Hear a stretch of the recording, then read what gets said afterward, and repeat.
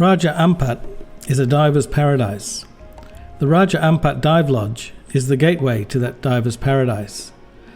The jetty is the path to paradise. Nestled in a lush tropical jungle on the edge of a pristine island, you could not ask for a nicer place to be. As much as possible, the natural environment is undisturbed by the presence of the dive lodge.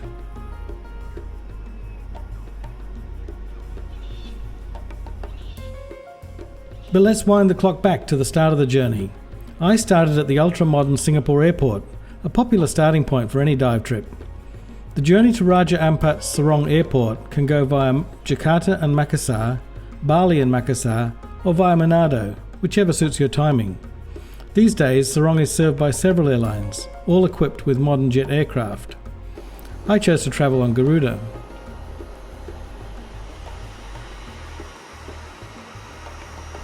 Even while still at the airport, you can start to absorb some of the wonderful Papuan culture. This woman is selling betel nut to incoming passengers, probably returning locals who've missed a good chew. The dive lodge meets guests at the airport and takes care of all the transportation and baggage right to the resort. A short drive brings you to a small jetty where a speedboat waits to whisk you to the resort. 3 200 horsepower engines, this boat is fast.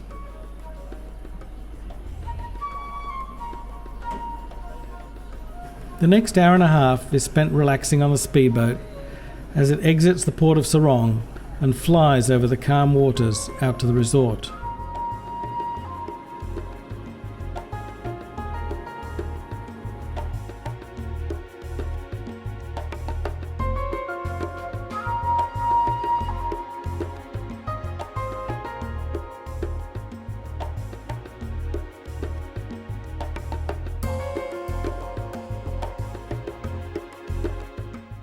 Soon the boat enters the straits between the long thin island of Mansur and the larger island of Gam.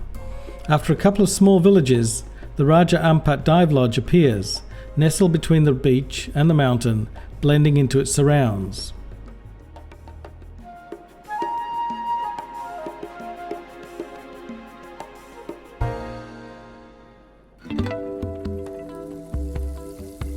The jetty is a focal point of the resort for arrivals, departures, and for the diving.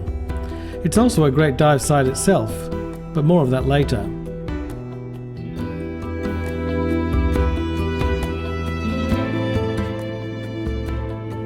Friendly staff help the travel-weary divers.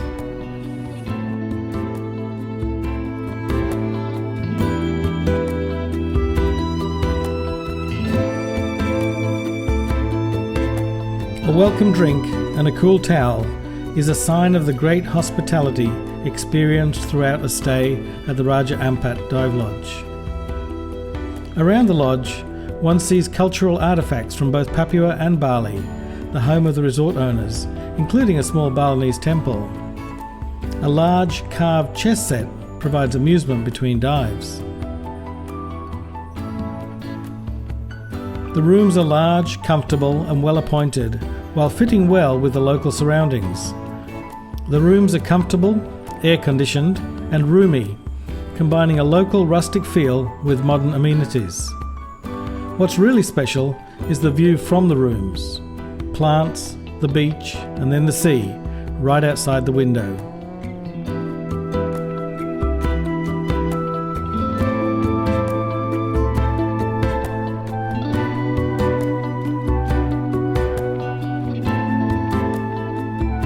The resort's coconut trees also provide fresh drinks for the evening dinner. For all this resort loveliness, we are here to dive, so let's look at the dive facilities. Large rinse tanks and a long wetsuit rack keep the diver's gear in good condition between dives. A modern compressor room fills the tanks with the cleanest air on the planet, thousands of kilometers from any pollution. The diving is professionally organised with a lot of flexibility as the dive guides cater to your diving preferences. Over 30 dive sites of several different types are reachable from the resort's dive speedboats, providing a lot of choice and variety. Like most things at this resort, the diving revolves around the jetty. The dive guides and boat divers prepare all your gear on the boat, so you just need to walk to the boat and start your dive. Lazy, but lovely.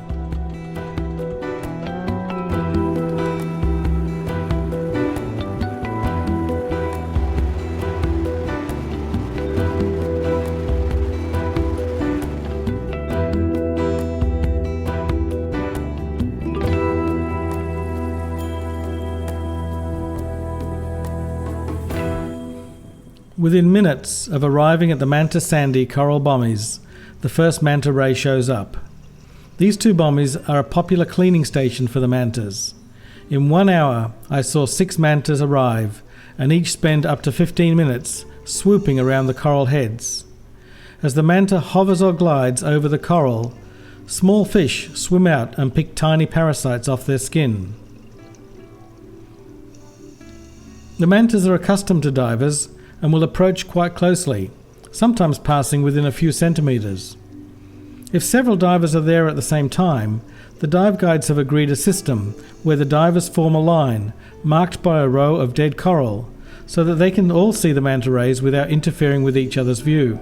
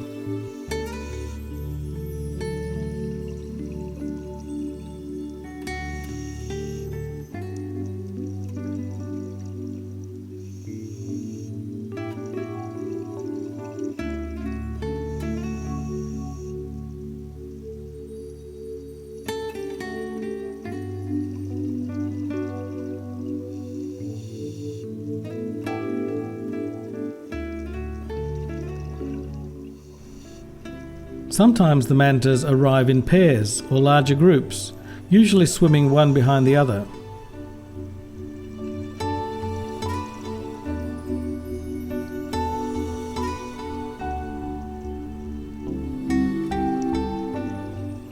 Each manta has a unique set of markings on their underside, useful in identification, not unlike a visible fingerprint.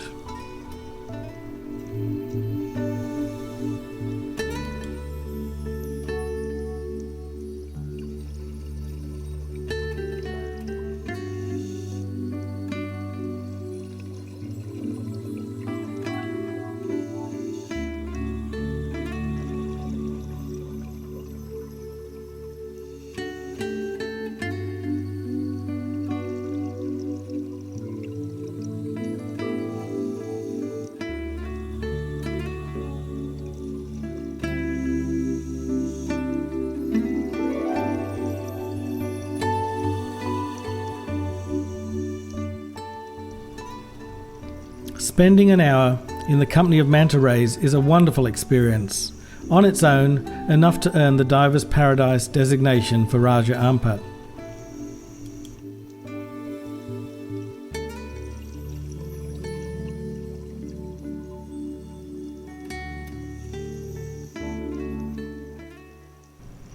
But it's not only manta rays that make Raja Ampat special. A huge diversity of marine life, often very beautiful, adds to the place's reputation.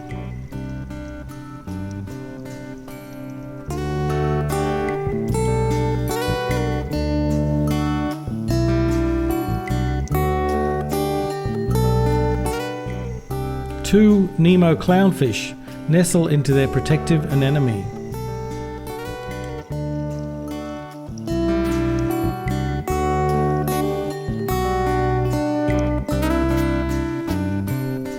Some of the famous Raja Ampat dive sites are coral walls, where rich nutrients well up from nearby deep trenches. An iconic sight is these tight aggregations of striped sweetlips that huddle in the protection of a coral head at the bottom of a wall, about 40 metres deep.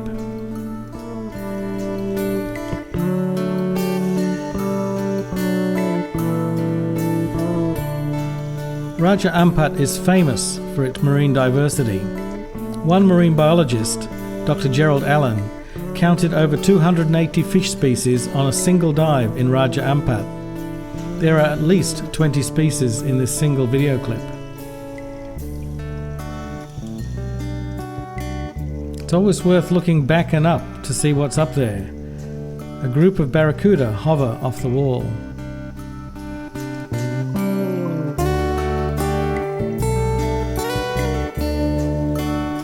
Another dive site, Blue Magic, also helped make Raja Ampat famous. Along a long reef wall fed by upwelling currents from the Dampier Straits, fish life abound. Batfish, barracuda, jacks, trevally, tuna. This is what all coral reefs would look like if we didn't overfish the oceans.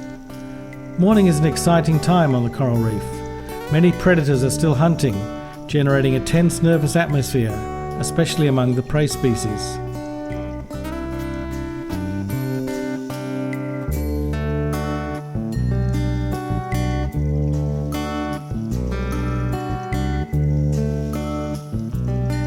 Sardines gave their name to the Sardine Reef dive site and provide a healthy diet for the large predators, like these blue snappers who hunt in packs. A small group of chevron barracuda hover over a large plate coral.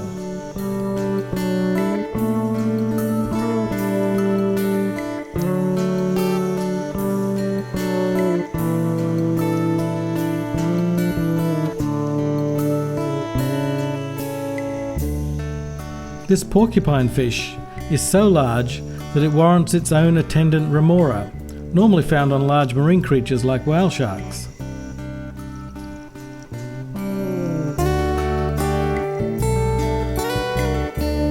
Bumphead parrotfish are the vandals of the reef. Swimming in schools of 20 or so, these large fish bite off chunks of live coral, leaving their distinctive teeth marks everywhere. After their stomachs process the edible coral polyps and algae, they poo out pure white sand. These fish and their cousins are responsible for most of the sand found around coral reefs. What about the destruction of all this coral munching?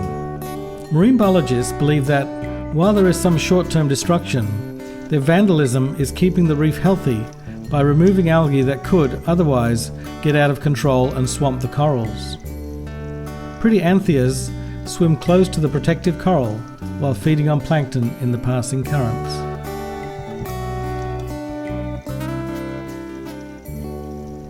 Between dives, a visit to the local island village can be fun and educational. In Raja Ampat, the enforcement of the marine park regulations does not appear to be causing the local villagers any harm. In fact, quite a lot of construction can be seen, funded by the marine park entry fees. The Papuans are friendly and fun-loving.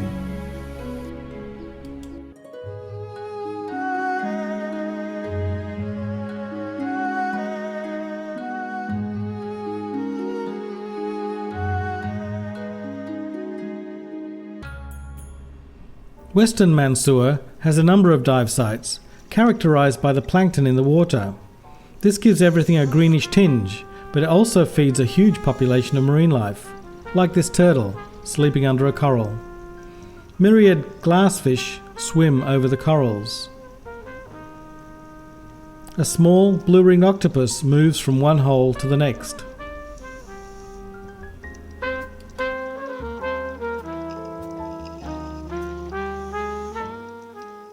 As I mentioned earlier, the jetty at Raja Ampat Dive Lodge is an excellent dive site in its own right.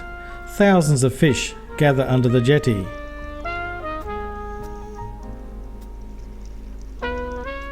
Batfish.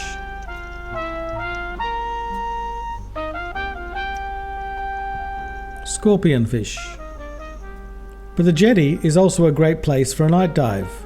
Easy to get in and out, close to showers and dinner, depths from 18 metres to 1 metre, sand, coral and mangrove, full of amazing critters. It's an amazing night dive location. Mantis shrimp come out hunting at night.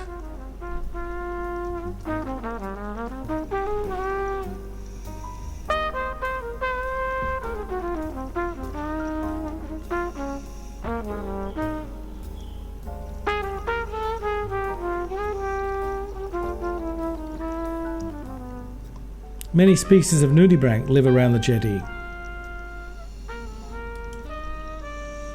Another morning dive sees a large school of jacks, a type of trevally. A wobbegong shark reminds me that Raja Ampat is actually the northernmost point of the Australian continental shelf. Wobbegongs, indigenous to Australia, are a member of the carpet shark family, well camouflaged for a coral reef.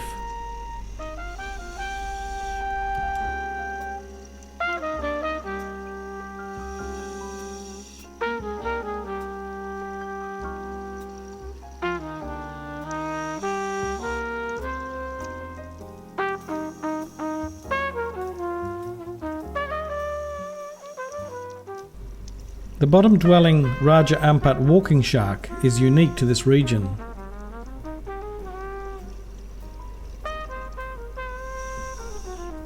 Three tropical lobsters vie for space in this small cave, one of them living on the ceiling.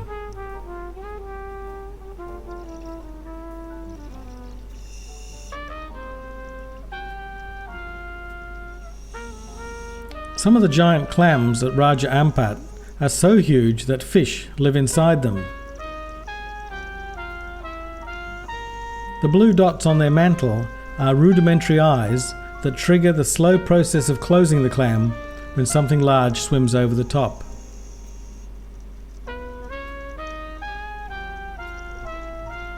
Clams are filter feeders. Here are the filters. 3 adult batfish hover in an overhang, while nearby, a juvenile batfish hides under a cabbage coral.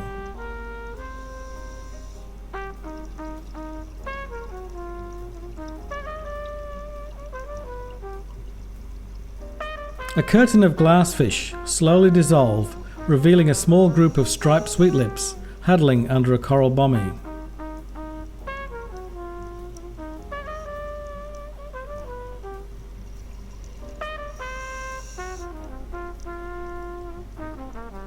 In another part of the same bommy, an electric clam uses bioluminescence to attract small prey into its stinging tentacles.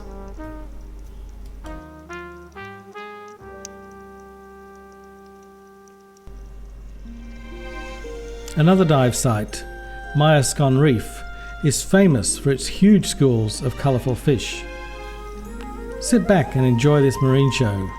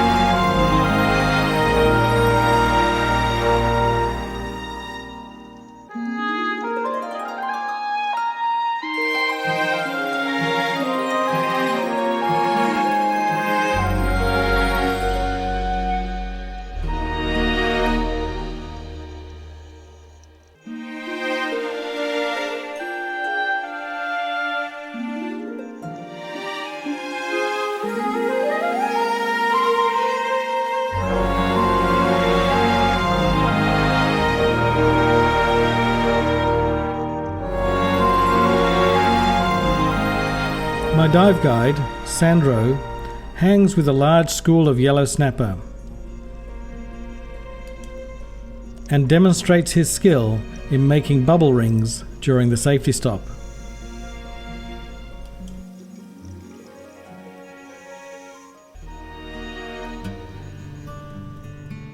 All too soon, the diving comes to an end and it's time to start heading home.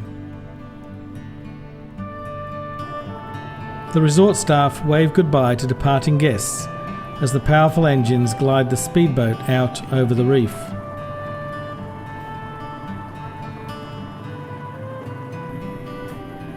One last look at this beautiful dive lodge in its idyllic setting before the engines power up and zoom back to Sarong.